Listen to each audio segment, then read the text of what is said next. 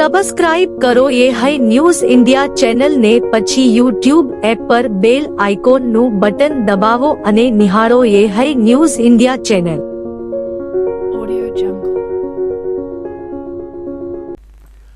વાવ થરાદ જિલ્લાના થરાદ પંથકમાં રવિ સિઝનના પાક માટે યુરિયા ખાતરની તીવ્ર અછત સર્જાઈ છે.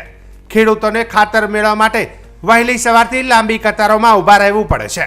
તેમ છતાં તેમને પૂરતું ખાતર મળી રહ્યું નથી. છેલ્લા 15 દિવસથી ખેડૂતો યુરિયા ખાતર માટે ધરમ ધક્કા ખાઈ રહ્યા છે. ઘરના કામ પડતા મૂકીને ખેડૂત પરિવારની મહિલાઓ પણ ખાતર માટે લાઇનમાં ઊભી રહેવા મજબૂર બની છે. ખેડૂતોના મતે તેઓ સવારે 5 વાગ્યાથી ઠંડીમાં ચા પાણી પીધા વગર લાઇનમાં ઊભા રહે છે. હાલ લગભગ 250 લોકોની લાંબી કતાર લાગે છે, પરંતુ તેમને ખાતર મળતું નથી. ખેડૂત જણાવે છે કે અડધો શિયાળો વીતી ગયો છે, પછી ખાતર શું કામનું? સમયસર જરૂરિયાત મુજબ ખાતર નહીં મળે તો શિયાળુ પાકને મોટું નુકસાન થશે. ખેડૂતો સરકાર પાસે તાત્કાલિક ખાતર ઉપલબ્ધ કરાવવાની માંગ કરી રહ્યા છે. 4 દિવસથી ખાતર લેવા થયા સંઘમાં આવે છે, પણ ખાતર મળતો નથી. 2-4 કલાક લાઈનમાં ઊભા રહ્યા છતાં ખાતર હોતો નથી. આવે છે એમ કહે છે, પણ કંઈ આવતો નથી. 4 દિવસથી આજે ધક્કા ખાઈએ છીએ અને શિયાળુ પાકમાં હાલ ખાતરની જરૂર છે અને હાલ ખાતર ન મળે તો પછી ખાતરને અમારે શું કરવાનું? તો ખાતર તાત્કાલિક મળે બધા ખેડૂતોને, એવી રીતની અમારી સરકારશ્રીને અરજી કરીએ છીએ. શું નામ તમારું? મારું નામ વીરમાભાઈ ચોથાભાઈ ગણતા. ગામ થરાદ 4 દિવસથી ધક્કા ખાવા ખાતર મળતો છે નહીં. ચોમાસું પાણીથી નુકસાન જોયું, પણ હવે વગર ખાતરે નુકસાન થાય છે. કારણ ખાતર સારું કાંઈ મોટા ખોવા ગમે એટલી વાર ઉભા રહો, નંબર હાથમાં લખી આલે, પણ ખાતર હજી હાથે જ નથી આવતું. બરોબર, ખાતર તાત્કાલિક મળે તો ઠીક ને. ધર્મ ધક્કા છે કાંઈ આવી લાઈને એમાં થવાનું. પાછું બપોર થાય, ભૂખ લાગે ત્યારે ઘરે થા વગર જીધે ટોણે આવો ઉઠીને ખાતર મળે તો સારું. ને લાઈનો તો હેડે 4 દાડે, હવે કેટલા દાડે હેડે સરકારને ખબર ને બીજા સંઘવાળાને ખબર. ખાતરની કેવી જરૂર છે? જરૂર એટલે જબર ખાતર હોય તો થાય ને. હવે શિયાળો ગયો વરાળો ગયો શિયાળો થાય એમને કારણ કે રેશન રૂપી છે. ઊભા છે સવારના 4 વાગે ખાતર લેવા આવ્યા છે. 2-3 દિવસથી ખાતર લેવા આમાં છે, એટલે ખાતર મળતો નથી પૂરતો. અમુક કહે છે કે ભાઈ 6000 મેટ્રિક ટન આપણે જિલ્લામાં ખાતર લાવવામાં આવ્યા છે, પણ હજુ સુધી ખેડૂતોને મળ્યો નથી. ખેડૂતો કતારમાં આવીને સવારના 4 વાગે ઊભા રહે છે, પણ ખાતર મળતો નથી. અમારી ચોમાસું સિઝન ફેલ ગઈ છે. ચોમાસું સિઝનમાં ખેડૂતને કશું મળ્યું નથી, બધું રમણ ભમણ થઈ ગયું છે. હવે શિયાળુ સિઝનની વાત છે તો શિયાળુ સિઝનમાં ખાતર નથી, એટલે ખાતર વગર ઉત્પાદન મળશે નહીં ખેડૂતને. અને ખાતર વગર ઉત્પાદન નહીં મળે અને ઉનાળુ સિઝનની અંદર સરકાર કેનાલમાં પાણી આપતી નથી, એટલે પાણી આપે નહીં તો ઉનાળુ સિઝન પણ ખેડૂતને મળતી નથી. ને ખેડૂત કરે છે કઈ રીતે? કારણ કે ઉનાળુ તો પાણી નથી આપતી. રહેશે અહીંયા શિયાળુ સિઝનમાં લેવાનું છે. શિયાળુ સિઝનમાં ખાતર ન મળે તો અમે શું કરીએ? એટલે મારી વિનંતી સરકારશ્રીને એટલી છે કે અમને ખાતર પૂરો પાડે. મારું નામ અમીરભાઈ છે. ખાતર લેવા માટે અમે 4-4, 5-5 વાગે ઉઠીને 2-3 દિવસથી આવા છે. ખાતર મળતું નથી. સરકારશ્રીને વિનંતી છે કે ખાતરનો જથ્થો પૂરતો મોકલાવે તો ખેડૂત ખાતર નાખે ને ઉત્પાદન લે ને. ચોમાસું સિઝન ફેલતી છે, ખાતર મળતું નથી. બનાસકાંઠા જિલ્લાના ધાનેરા ખાતે રોયલ સ્કૂલના વિશાળ કેમ્પસમાં શ્રી થરાદરી જનક્ષત્રિય મોચી સમાજ દ્વારા 23મા સમૂહ લગ્ન મહોત્સવનું આયોજન કરવામાં આવ્યું હતું. આ પ્રસંગે 11 યુગલોએ પ્રભુતામાં પગલાં માંડી નવા જીવનની શરૂઆત કરી હતી. ધાનેરામાં મોચી સમાજનો પ્રથમ સમૂહ લગ્ન મહોત્સવ હતો. લગ્ન મંડપ ખાતે શુભ મુહૂર્ત અનુસાર સર્વ વિધિપૂર્વક હસ્તમેળાપ અને ચોરીના ફેરા યોજાયા હતા. સમાજના આગેવાનોને મોટી સંખ્યામાં ઉપસ્થિત લોકોએ પુષ્પવર્ષા સમાજના આગેવાનોને મોટી સંખ્યામાં ઉપસ્થિત રહીને નવ દંપતીઓને આશીર્વાદ આપ્યા હતા. આ કાર્યક્રમમાં સમાજમાં એકતા, સ્નેહ અને સહકારની ભાવના સ્પષ્ટપણે જોવા મળી હતી.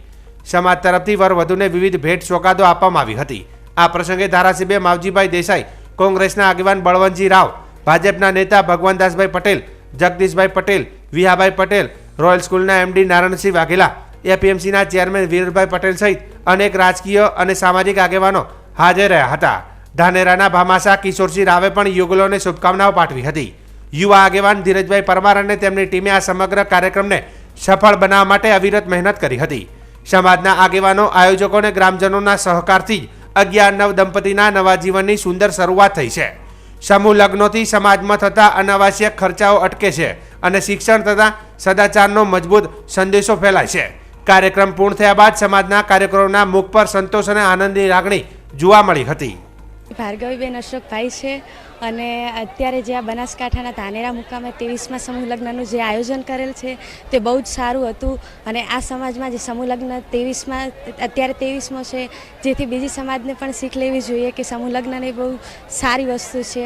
અને અત્યારે જે કાર્યકર્તાઓ, જે પણ નાના મોટા વ્યક્તિઓ અહીંયા દોડધામ કરી છે, જેમણે પણ કાર્ય કર્યું છે તે બહુ સારું કર્યું છે. બસ એમના આશીર્વાદ અમારા ઉપર બની રહે. ધાનેરા મુકામે આજે 23મા સમૂહ લગ્ન યોજાયા મોચી સમાજના. એમાં 11 જોડકા જોડાયા હતા અને આયોજન બી ખૂબ સરસ હતું અને વ્યવસ્થા બી બહુ સરસ હતી. જેમાં ટ્રસ્ટીગણ, સમાજની જે સમૂહ લગ્ન કમિટી, એમનું વ્યવસ્થા પણ બહુ સારું હતું. તેમજ સમાજના જે અમુક હોદ્દેદારો છે એમનું બી આયોજન સારું હતું અને સારા એવા લોકોએ ભેટ બી લખાઈ. એમનો બી ખૂબ ખૂબ આભાર, ખૂબ ખૂબ ધન્યવાદ એમનો. અને ગેલા ચેતનકુમાર કેસરાજી, થરાદરી વિભાગ મોચી સમાજ યુવા સંગઠનના અધ્યક્ષ. આજ રોજ તારીખ 30/11/2025ના રોજ એ ધાનેરા મુકામે સમૂહ લગ્નનું આયોજન થયું છે. આ અમારો 23મો સમૂહ લગ્ન હતો.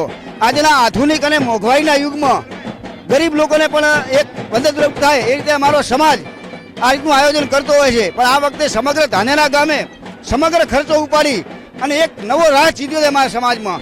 એ બદલ હું ધાનેરા યુવક મંડળ તથા ધાનેરાના તમામ નામી અનામી તમામ લોકોનો યુવા સંગઠન વતી ખૂબ ખૂબ આભાર વ્યક્ત કરું છું. અને આવા કાર્યક્રમો અમારા સમાજમાં થતા રહે એ અપેક્ષા છે. જય હિન્દ, જય ભારત. ધાનેરામાં આજે થરાદરી જનક્ષત્રિય મોચી સમાજ દ્વારા 11 નવદંપતિના સમૂહ લગ્નનું સુંદર આયોજન કરવામાં આવ્યું હતું. આ સમૂહ લગ્ન ધાનેરા મોચી સમાજ દ્વારા સહયોગથી આજે સમૂહ લગ્નનું આયોજન કરવામાં આવ્યું હતું અને ખૂબ જ મોટી સંખ્યાની અંદર અલગ અલગ ગામોથી આજે થરાદરી મોચી સમાજના ભાઈ બહેનો ખૂબ મોટી સંખ્યાની અંદર ઉત્સાહભેર આ કાર્યક્રમમાં વધારી અને સમૂહ લગ્નને સફળ બનાવ્યો હતો. તે બદલ સમાજના દરેક આગેવાનોનો અને તમામ લોકોનો ખૂબ ખૂબ આભાર માનું છું. અને આજે નવ દંપતીના કાર્યક્રમમાં અમારે રાજકીય આગેવાનો, ડૉક્ટરશ્રીઓ અને મહેમાનોએ ખૂબ મોટી સંખ્યાની અંદર હાજરી આપી, સહયોગ આપ્યો છે. તે બદલ તેમનો પણ ખૂબ ખૂબ આભાર માનું છું. વાવ-થરાદ જિલ્લાના વાવ તાલુકાના અસારા સીમ વિસ્તારમાં પ્રેમ સંબંધને લઈને એક યુવતી પર હુમલો થયાનો બનાવ સામે આવ્યો છે. આ ઘટના વાવ-થરાદ જિલ્લાના સરહદી વિસ્તારમાં બની હતી, જેમાં પ્રેમી યુવક સામે પોલીસ ગુનો દાખલ કરવામાં આવ્યો છે. પ્રાથમિક માહિતી મુજબ સુઈગામ તાલુકાના લીંબોડી ગામના મહેન્દ્રભાઈ ગંગારામભાઈ ઠાકોરનો ભોગ બનનાર યુવતી સાથે પ્રેમ સંબંધ હતો. આ સંબંધમાં શંકા ઉપજતા બંને વચ્ચે મન દુઃખ થયું હતું. આ શંકાના આધારે મહેન્દ્ર ઠાકોરે અસારા સીમમાં ખેતરમાં યુવતી પર હુમલો કર્યો હતો. ઘટનાની જાણ થતાં જ યુવતીના ભાઈએ તાત્કાલિક વાવ પોલીસ મથકનો સંપર્ક કર્યો હતો. તેમણે આરોપી મહેન્દ્રભાઈ ગંગારામભાઈ ઠાકોર વિરુદ્ધ ફરિયાદ નોંધાવી છે. વાવ પોલીસે ભારતીય ન્યાય સંહિતા કલમ 109(1) અને ગુજરાત પોલીસ અધિનિયમ 135 હેઠળ આરોપી યુવક સામે ગુનો દાખલ કર્યો છે. પોલીસના જણાવ્યા અનુસાર પ્રાથમિક તપાસમાં આ બનાવ વ્યક્તિગત સંબંધો અને આંતરિક વિવાદને કારણે બન્યો હોવાનું સામે આવ્યું છે. હુમલાનો ભોગ બનેલી યુવતીની હાલ સ્થિતિ સ્થિર છે અને તેને અમદાવાદની હોસ્પિટલમાં ખસેડવામાં આવી છે, જ્યારે પ્રેમી યુવકને પાલનપુરની હોસ્પિટલમાં દાખલ કરવામાં આવ્યો છે. વાવ પોલીસે સમગ્ર મામલે ફરિયાદ નોંધી વધુ તપાસ હાથ ધરી છે. સમગ્ર ગુજરાતમાં મતદાર યાદીની ખાસ સઘન સુધારણા ઝુંબેશ હાલ જોરશોરથી ચાલી રહી છે. આ ઝુંબેશ અંતર્ગત ગણતરીનો તબક્કો 11 ડિસેમ્બર સુધી ચાલુ રહેશે. બનાસકાંઠા જિલ્લા ચૂંટણી અધિકારી અને કલેક્ટર મિહિર પટેલના નેતૃત્વમાં જિલ્લામાં એસઆઈઆરની કામગીરી ઝડપી ગતિએ આગળ વધી રહી છે. ધાનેરા વિધાનસભા વિસ્તારમાંથી મતદાર યાદીની કામગીરીમાં એક મહત્વપૂર્ણ સિદ્ધિ નોંધાઈ છે. ધાનેરા વિધાનસભા ક્ષેત્રમાં 100% ગણતરીનું ફોર્મનું ડિજિટાઇઝેશન સફળતાપૂર્વક પૂર્ણ કરાયું છે.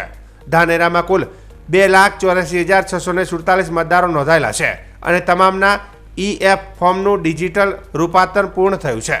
ધાનેરા પ્રાંત અધિકારી KR ઉનડકટે માહિતી આપતા જણાવ્યું કે CEO કચેરી તથા બનાસકાંઠા જિલ્લા ચૂંટણી અધિકારીના માર્ગદર્શન હેઠળ BLO સેક્ટર ઓફિસર ARO EROના સહયોગથી 2,84,647 મતદારોના વિગતવાર ફોર્મ મેળવી 100% ડિજિટાઇઝેશન પૂર્ણ કરાયું છે. હવે ASD યાદીની ચકાસણી માટે સંબંધિત ગ્રામ પંચાયતોને સૂચના મોકલવામાં આવી છે. જિલ્લા સ્તરે પણ કામગીરી સંતોષકારક ગતિએ આગળ વધી રહી છે. 1 ડિસેમ્બર 2025ના બપોરે 2 વાગ્યા સુધી બનાસકાંઠાની કુલ 9 વિધાનસભા વિસ્તારોમાં 94.13 ડિજિટાઇઝેશન પૂર્ણ થયું છે. જિલ્લાના કુલ 26,24,952 મતદારો પૈકી 24,70,989 મતદારોનું ફોર્મનું ડિજિટાઇઝેશન પૂર્ણ થઈ ચૂક્યું છે. મતદાર યાદીની ખાસ સઘન સુધારણા ઝુંબેશનું મૂળ મંત્ર પણ તંત્ર દ્વારા પુનરાવર્તિત કરવામાં આવ્યું છે. પાત્રતા ધરાવતો મતદાર રહી ના જાય, પાત્રતા ન ધરાવતા મતદાર સામેલ ન થાય. જિલ્લા ચૂંટણી તંત્ર દ્વારા જાહેર અપીલ કરવામાં આવી છે કે મતદાર યાદીમાં પોતાનું નામ, સરનામું અને વિગતો ચકાસી જરૂરી સુધારાઓ સમયસર કરાવે, જેથી લોકશાહી પ્રક્રિયામાં દરેક પાત્ર નાગરિકનો સક્રિય ભાગ સુનિશ્ચિત થઈ શકે. આપણે સૌ જાણીએ છીએ કે હાલ ગુજરાતમાં SIR 2025 એટલે કે સ્પેશિયલ ઇન્ટેન્સિવ રિવિઝનની કામગીરી ચાલી રહી છે. ગુજરાતમાં ખાસ કરીને બનાસકાંઠા જિલ્લામાં CO ઓફિસ અને માન્ય જિલ્લા ચૂંટણી અધિકારી અને કલેક્ટરશ્રીના માર્ગદર્શન હેઠળ આજે અમે ધાનેરા વિધાનસભામાં કુલ 2,84,647 મતદાતાઓ છે એ તમામના EF ફોર્મ પાછા મેળવી અને એની ડિજિટલાઇઝેશનની 100% કામગીરી પૂર્ણ કરેલ છે. આ કામગીરીમાં અમને સહયોગ આપનાર તમામ BLO, સેક્ટર ઓફિસરશ્રી, EROશ્રીનો ખૂબ ખૂબ આભાર. આ કામગીરી કર્યા પછી જે અમને ASD એટલે કે એબસન્ટ, શિફ્ટ અને ડેથ થયેલા લોકોની યાદી મળી છે એ અમે ચકાસણી માટે ગ્રામ પંચાયત લેવલે મોકલી આપેલી છે અને આજે આ રીતે અમે 100% કામગીરી પૂર્ણ કરેલ છે. વાવથરા જિલ્લાના ધરણીધર તાલુકામાં કેનાલોમાં ભંગાણનો મામલો ફરી એકવાર ચર્ચામાં આવ્યો છે. યે ન્યૂઝ ઇન્ડિયા ચેનલ દ્વારા લોધરાણી માઇનોર કેનાલમાં પડેલા ભંગાણ અંગે અહેવાલ પ્રસારિત કરવામાં આવતા જ નર્મદા નિગમનું તંત્ર હરકતમાં આવી ગયું હતું. મળતી વિગતો મુજબ ડીંબા બ્રાન્ચમાંથી પસાર થતી સપરેડા ડિસ્ટ્રીબ્યુટર હેઠળની લોધરાણી માઇનોર કેનાલમાં અંદાજિત 30 ફૂટ જેટલું મોટું ગાબડું પડ્યું હતું. ગાબડું પડતા જ આસપાસના વિસ્તારોમાં પાણીનો વ્યય થયો હતો તથા ખેતીમાં પાકોને પણ નુકસાન થવાની ભીતિ ઊભી થઈ હતી.